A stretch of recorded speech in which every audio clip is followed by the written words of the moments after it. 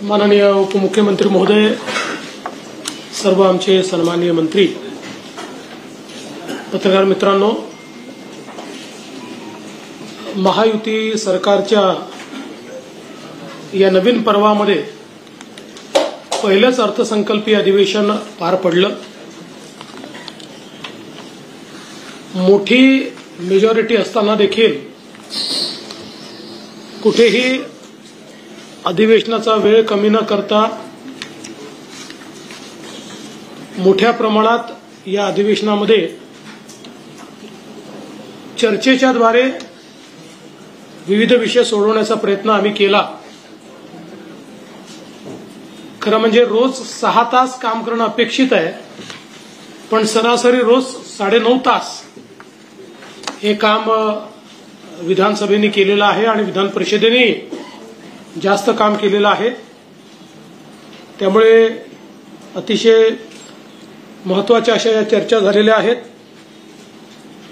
एकूण आपल्याला कल्पना आहे की दोन्ही सभागृहांनी मिळून 12 कायदे यावेळी मंजूर केलेले आहेत, ज्याच्यामध्ये माथाडीच्या कायद्यामध्ये सकारात्मक सुधारणा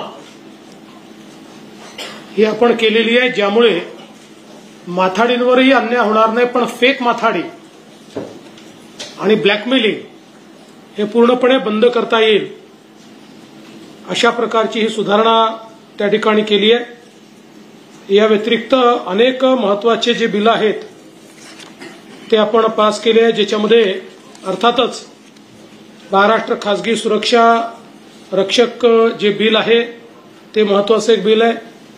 आणि आपल्याला कल्पना आहे की विनियोजन विधेयक जे आपल्याला अधिकारिता देतं बजेट खर्च करण्याची, ते देखील आपण या ठिकाणी पास केलेलं आहे।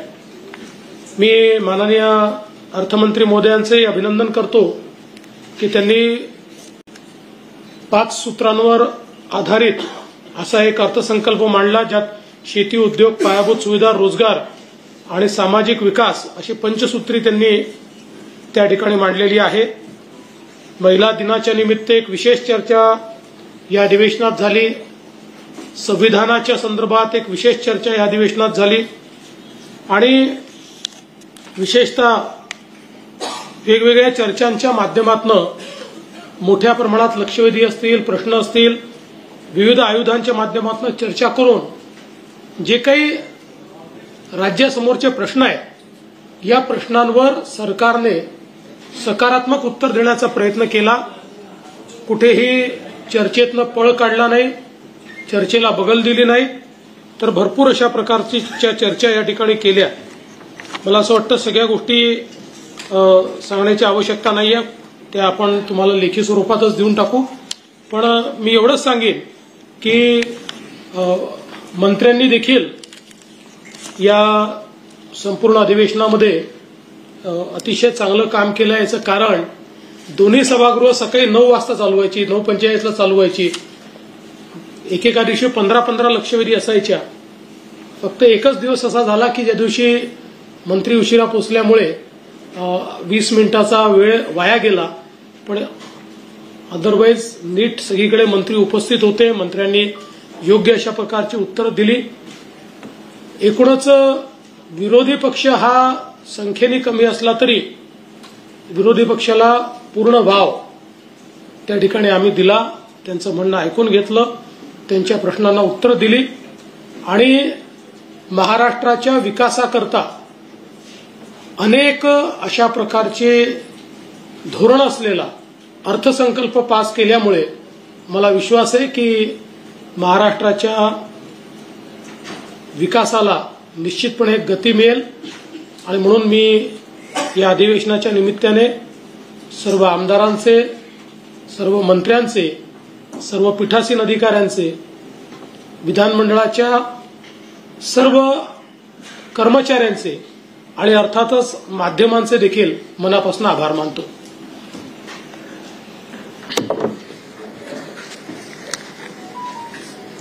सगळ्या पत्रकारांचं मनापासून स्वागत। मुख्यमंत्री महोदयांनी अधिवेशनाच्या बाबतीत कामकाजा बाबतीत माहिती दिली आहे. हे महायुती सरकारचं दुसऱ्या इनिंग मधलं हे पहिलंच बजेट सेशन आहे आणि या अर्थसंकल्पामध्ये देखील मुख्यमंत्री महोदयांच्या मार्गदर्शनाखाली वित्तमंत्र्यांनी अतिशय चांगला अर्थसंकल्पही सादर केला. त्यावेळी आपल्या चर्चाही झाली. सर्व योजना, विकास प्रकल्प, कल्याणकारी योजना सगळ्या सुरू ठेवून कुठेही अर्थव्यवस्था बिघडू दिली नाही. नियमांचं पालन काटेकोर केलं. आम्ही जीडीपीच्या 25%च्या आतमध्ये 18 पॉइंट काहीतरी 35 आपण 17.5% आम्ही जे कर्ज आहे त्याच्यामध्ये आहोत. FRBMच्या 3%च्या आत आहोत. 2.76 असेल. म्हणजे जे काही विरोधकांना चिंता होती की काय होणार टीका करत होते की आता सगळ्या योजना बंद होणार, सगळं बंद होणार, विकास प्रकल्प बंद होणार, पगार कसा देणार, सगळं काय. परंतु आज सविस्तरपणे मी अंतिम आठवड्यामध्ये देखील त्याला उत्तर दिलं. मुख्यमंत्री महोदयांनी देखील राज्याची आर्थिक परिस्थिती आणि जे काही विकासाचा वेग आहे त्या बाबतीमध्ये आम्ही अंतिम आठवड्याला उत्तर देताना दिलेलं आहे. खरं म्हणजे या अधिवेशनामध्ये संविधानावर देखील चर्चा झाली, अनेक विषयांवर चर्चा झाली. आता किती 12 विधेयक वगैरे त्या बाबतीमध्ये मुख्यमंत्री महोदयांनी याच्यात उत्तर दिलंय, म्हणजे तुम्हाला सांगितलंय. खरं म्हणजे महायुती सरकारची देखील ही इनिंग आमची धडाक्यात सुरू झालेली आहे. 2.5 वर्ष जे आम्ही ज्या वेगाने काम केलं आणि एकीकडे विकास प्रकल्प, दुसरीकडे लोकाभिमुख कल्याणकारी योजना पुढे नेताना जे सर्वसामान्य माणूस केंद्रबिंदू मानून आम्ही काम केलं. मग शेतकरी, कष्टकरी, कामगार, महिला भगिनी सगळेच. आणि त्याची प्रचिती देखील, त्याचा परिपाक, फलश्रुती आम्हाला महायुतीला विधानसभेच्या निवडणुकीमध्ये देखील मिळाली. आणि आम्ही जी आमची टीम आहे हे उत्तम आमच्या टीमचं स्पिरिट आहे आणि काम त्याच वेगाने आम्ही पुढे जातोय. कुठेही कशामध्येही म्हणजे कुठलाही विकासाचा वेग कमी न करता आम्ही कामाला प्राधान्य दिलेलं आहे. आणि त्याचं प्रतिबिंब जे आहे आपण पाहतोय की 100 दिवसाचा जो काही मुख्यमंत्री महोदयांचा एक त्यांची संकल्पना होती त्याच्यामध्ये बरेचसे उपक्रम आम्ही किंबहुना ज्या 7 कलमी कार्यक्रमाला आम्ही प्राधान्य दिलं त्याच्यात देखील सगळ्याच विभागाने चांगलं काम केलेलं आहे. आणि कल करे सो आज करे सो अब कर असं म्हणून आम्ही ज्या धडाक्याने पुढे जातोय आणि खऱ्या अर्थाने जे नवीन प्रकल्प आहेत ते देखील वॉर रूममध्ये घेऊन त्याला आम्ही गती देतोय. उद्योग येत आहेत त्या बाबतीमध्ये देखील आपल्याला माहिती दिलेली आहे.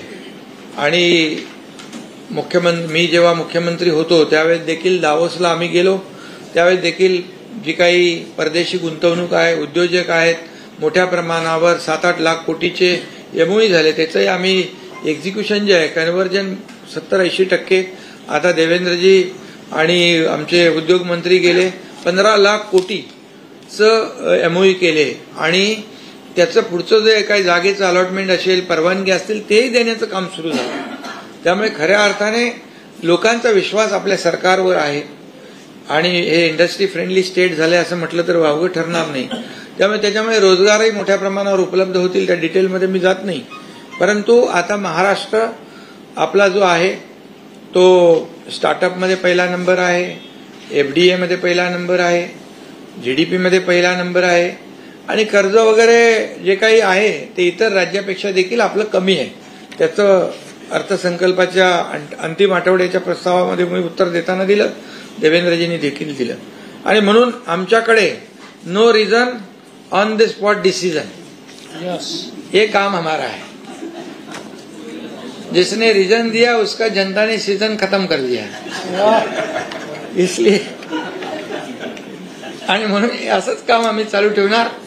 बिलकुल वेगाने आणि 5 वर्षाची टेस्ट मॅच असली तरी सुद्धा राज्याच्या विकासासाठी आणि कल्याणासाठी आम्ही 2020 प्रमाणेच काम करणार. हे अगदी आपल्याला सांगतो, कुठेही विकासाचा वेग कमी पडणार नाही. आणि मग मला वाटतं जास्त काय मी बोलत नाही, परंतु विरोधक कमी संख्येने असले तरी सुद्धा, याचा उल्लेख मुख्यमंत्री महोदयांनी केला आहे, तरी सुद्धा आम्ही त्यांना कमी लेखत नाही, त्यांना अंडर एस्टिमेट आम्ही करत नाही. पण आमची भावना आणि भूमिका अशी होती की त्यांनी सभागृहात येऊन सभागृहामध्ये या महाराष्ट्रातल्या जनतेच्या प्रश्नांना वाचा फोडली पाहिजे होती. शेतकऱ्यांचे विषय असतील, इतर जे काही ज्वलंत विषय आहेत, त्या बाबतीमध्ये सभागृहात येऊन चर्चा करायला आणि त्याला उत्तर द्यायला आमचं सरकार तयार होतं. परंतु त्यांनी पायऱ्यावरच ते सगळं आंदोलन करण्यामध्ये धन्यता मांडली. काही जण 30 आरोपाची टेप वाचून विधान भवनाच्या स्टेपवरूनच घुमजाव करत होते. त्यामुळे टेप जुनीच आहे ती, सही करून गायब. आता काय म्हणतो त्याला आपण, आपलं संविधान खतरे में म्हणणारे संविधानावर सभागृहात येऊन बोललेच नाहीत. ही मोठं शोकांतिका आहे. आणि त्यामुळे दुर्दैव आहे का बाबासाहेबांचं जे संविधान आहे, लोकशाही त्यांना कोणाला मान्य नाही का, असे एक प्रश्न या ठिकाणी मी आतमध्ये सभागृहात बोललोय. पण ते ठीक आहे. आमचं एवढंच म्हणणं आहे की सरकार काम करतंय. आता घटनाबाह्य सरकार नाही आहे, 235चं सरकार आहे. आणि आम्ही जे बोललो होतो मी पहिल्या भाषणात, तुम्हाला आठवत असेल, माझ्या बाजूला देवेंद्रजी बसले होते, बोलले आम्ही असं काम करू की आम्ही दोघं मिळून 200 पार करू. आता 200 पार करून 235 वर गेलो. आता तरी त्यांनी डोळे उघडायला पाहिजे आणि सरकार म्हणून सरकारकडून कामं करून घेतली पाहिजे, जनतेची, सर्वसामान्य लोक. फुल बॅटिंग चाललंय. त्यामुळे सांगितलं ना 2020 करतोय. मुख्यमंत्री महोदय आपली प्रशंसा केली आपल्या भाषणाची. आणि दुसरी गोष्ट, प्रिंटिंग मिस्टेक सांगणारं आमचं सरकार नाही. जे काही लोक म्हणाले की तुम्ही आश्वासनं दिली कधी पाळणार, आम्ही जाहीरनामा किती 5 वर्षाचा असतो. आम्ही कुठलंही आश्वासन जे आहे टाळणार नाही, आम्ही ते आश्वासन पाळणार. कारण देवेंद्रजी, मी, अजितदादा हे शब्द दिला की आम्ही शब्द पाळणारे लोक आहोत, म्हणून तर इतिहास घडला. त्यामुळे माध्यमावर आरोप केलाय सरांनी की माध्यम लगेच मांडतात एक ना तुमच्या देशातला नसला की नाराज वगैरे, तर तुम्ही काय खुलासाच नाही केला. कुठला नाराज कोण आहे? दादा नाराज नाहीत ना असं. अरे बाबा, दादा सांगून गेले मुख्यमंत्र्यांना. ते सगळ्यांना सांगा. दादा मुख्यमंत्र्यांना सांगून गेले मगाशी. आणि तुम्ही तर असं करता जसं मी गावी गेलो की नाराज, दिल्लीला गेलो की नाराज, आणि गंभीर झालो की गंभीर झाला नाराज. अरे आता काय करायचं. आणि म्हणून तुम्हाला सांगतो, आम्ही काही नाराज वगैरे नाही. कोणी किती प्रयत्न केला, विरोधकांनी देव पाण्यात बुडवून ठेवलेत की काहीतरी होईल, काही होणार नाही. लोक कल्याणकारी विकासाची कामच आम्ही करणार, बस. त्यामुळे प्रशंसा केली आहे, या प्रशंसेचा त्यांना पुढच्या अधिवेशनात तरी काही फायदा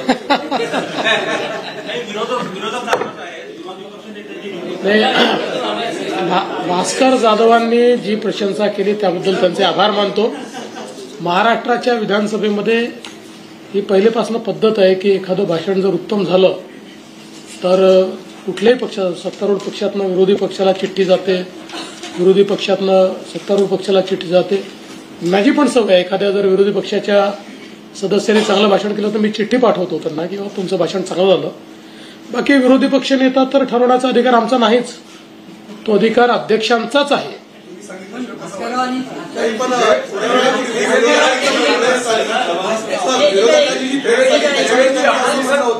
एकेकाळी शेकापचे फक्त 7 आमदार असतानाही काँग्रेसने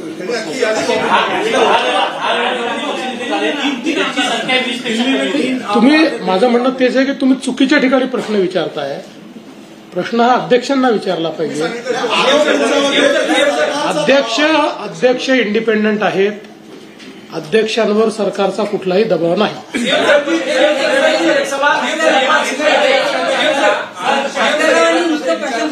त्यांनी त्याची पुस्तिका काढून वाटायला सांगितलं आणि ते त्याच्यामध्ये त्यांच्या आघाडी पंचायतीवर असं वाटतं.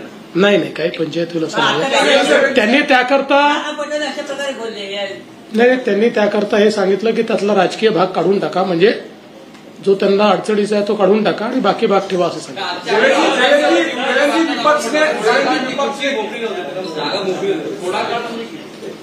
ते गमतीने बोललो. बाकी उद्याही अध्यक्षांनी निर्णय घेतला तर आमची तयारी आहे.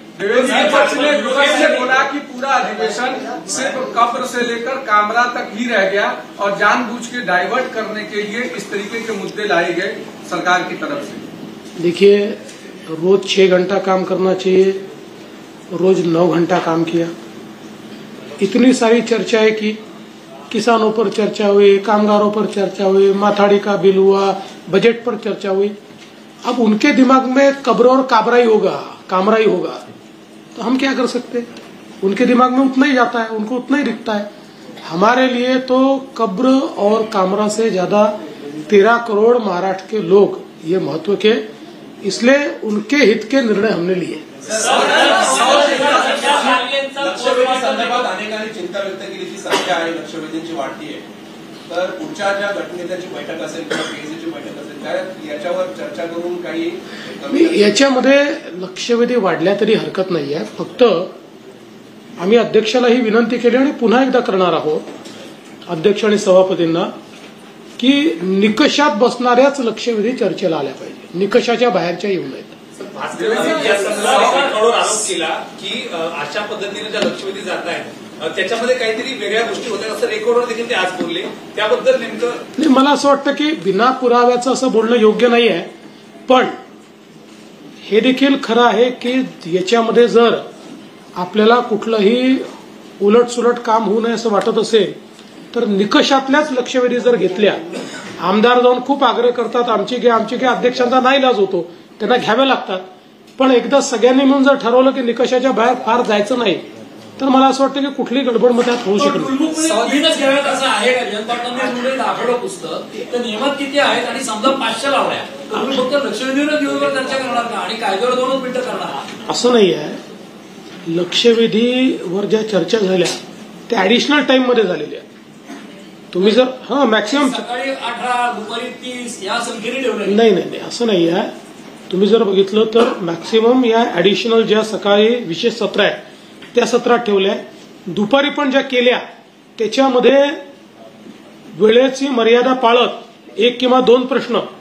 आता काय नवीन सदस्य आहेत, पहिलं अधिवेशन आहे, सदस्यांची अपेक्षा असते की आमच्याही मतदारसंघात काही ना काही आम्हाला मांडता आलं पाहिजे, त्याकरता त्यांनी अकोमोडेट केलं. पण याचा अर्थ कायद्यांची चर्चा थोडी कर्टेल केली. सगळे कायदे चर्चेने पास झाले. बिना चर्चेचा कुठला कायदा आला सांगा? सगळ्या प्रस्ताव पहिल्या आठवड्यापासून ते सत्ताधारी असेल किंवा विरोधक असेल सगळे प्रस्ताव नाही.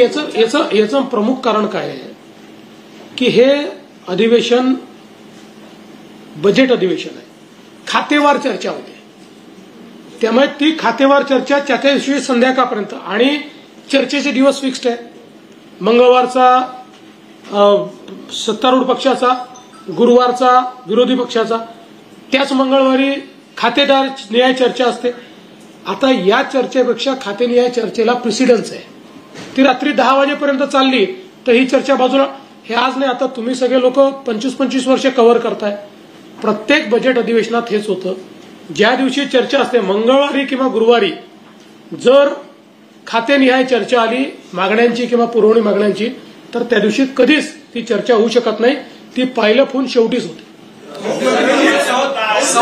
देशमुख की हत्या के मामले में वाल्मीकि रंजन है, उनके आका जो है आपको भी पता है, धनंजय मुंडे का इस्तीफा हुआ है, क्या उनको सह आरोपी बनाएंगे? एक तरफ तो आप उद्योग लाएंगे, इतनी मेहनत करते हैं, ऐसे हफ्ता खबरों के प्रति आप नरम क्यों रहेंगे? इसके बारे में बहुत स्पष्ट शब्दों में कहा है और नरम गरम रहने का सवाल ही नहीं है.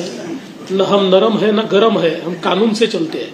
जो कानून में वो करते हैं, जो कानून में था वो किया है. 100 दिन का काम आपण आधी नवीन टॅगलाईन दिली आहे महाराष्ट्रात की no reserve on the spot decision. हा, हे कोणाकोणासाठी लागू आहे? Only no reason only vision. सरकारी निर्णय सरकारी निधन बघा, तुम्हाला सांगतो, आम्ही बोलतो ते करून दाखवतो. जसं 100 दिवसाचा मुख्यमंत्री महोदयांनी संकल्पना मांडली, तर या अधिवेशन काळात आम्ही बघा 50 शहरांचे डीपी फायनल करून टाकले. विकास आराखडे 50 शहरांचे, त्याची यादी तुम्हाला देईन. आणि त्याचबरोबर जे नव्या मुंबईतल्या 12.5% भूखंडावरचा प्रकल्पग्रस्तांचा विषय होता, त्यांना FSI आणि उंची वाढवण्याचा, तो आम्ही निर्णय घेऊन टाकला. मुंबईतल्या जुन्या आयकॉनिक इमारती आहेत, त्या विकसित करण्याचं धोरण बऱ्याच दिवसापासून विचाराधीन होतं, त्याचा आम्ही निर्णय घेतला. सगळ्यात महत्वाचं म्हणजे एअरपोर्ट फनेल झोनमध्ये ज्या इमारती रिडेव्हलपमेंटला राहिलेल्या आहेत, तोही आम्ही निर्णय घेतला. म्हणजे ऑन द स्पॉट डिसिजनसाठी सांगतो तुम्हाला. आणि मुख्याधिकारी संवर्गातील 105 मुख्याधिकाऱ्यांची पदोन्नती पण करून टाकली. आणि बाकी तर जे 7 कलमे आपल्या हे आहे जे 100 दिवसाचं, त्याच्यामध्ये लोकांना त्या भागामध्ये जिल्हाधिकारी असतील, जिल्हास्तरीय अधिकारी असतील, ते भेटण्याचं काम, त्यांना न्याय देण्याचं काम, ह्या सगळ्या गोष्टी ज्या आहेत, जात पडताळणीचं आणि ऑनलाईन करून टाकलं, अनेक ताबडतोब घर बसल्या. आणि अशा सगळ्या योजना ज्या आहेत, 7/12 केला, मुद्रांक ते तुम्ही केलं ना आता, जिवंत 7/12 केला, जिवंत 7/12 ऑन दी स्पॉट डिसिजन.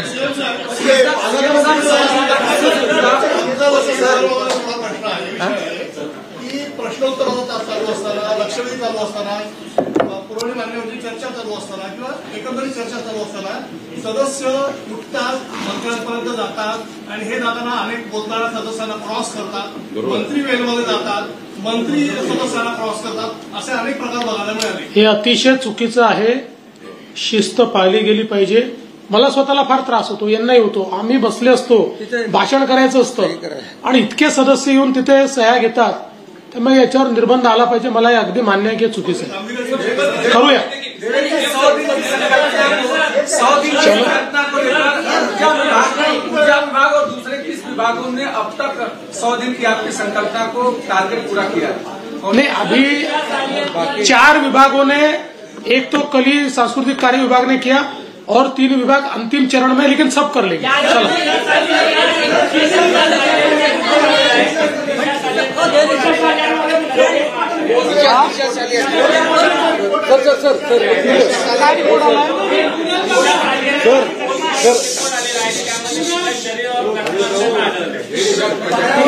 अजून याची माहिती माझ्याकडे आली नाही, ती माहिती घेऊन तुम्हाला पूर्ण देईन.